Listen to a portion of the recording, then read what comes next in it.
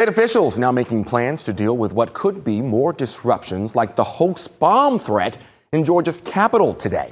Yeah, it happened this morning. Atlanta News First reporter Joshua Skinner live outside of the Capitol tonight. Joshua, you spoke to public officials on both sides of the aisle tonight. They're saying this has to stop. Yeah, exactly right, Alan. But the worry is that it might not be stopping anytime soon. This is just the latest in a series of threats and hoaxes that Georgia public officials worry could continue as we get closer and closer to the March 12th presidential primary here in the state. But rather than point fingers at each other, both sides appear to be united on this subject. The Georgia state capitol was one of numerous state capitals that fell victim to an email hoax early this morning saying there were explosives hidden inside the building. Whoever's doing this obviously is trying to spread some kind of chaos, and it's going to backfire.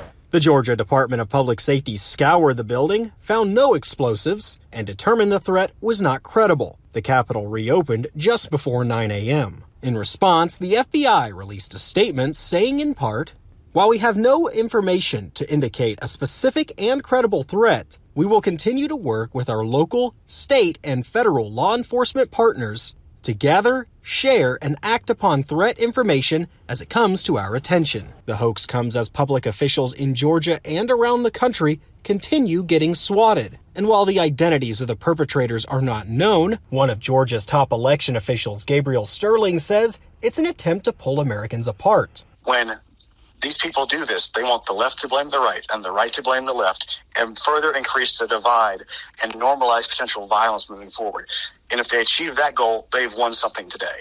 But rather than division, the disruptions might bring Republicans and Democrats closer. It's pretty stupid to do it because it just makes people like me in my position and people who I work with every day across the aisle come together and try to find solutions. One of those solutions? Preparation at all levels of government, especially as election season approaches. We're going to have 4 different convenings around the state between local law enforcement and our county elections officials. So they can prepare for this on the local level if anything like this happens. Now, I spoke with Gabriel Sterling just a few hours ago via phone, and between then and now, well, he became the latest public official to be a victim of swatting. Now, I also asked him about whether or not he thought these situations might escalate into actual violence against public officials or elections officials. He said, "We have to be prepared for it.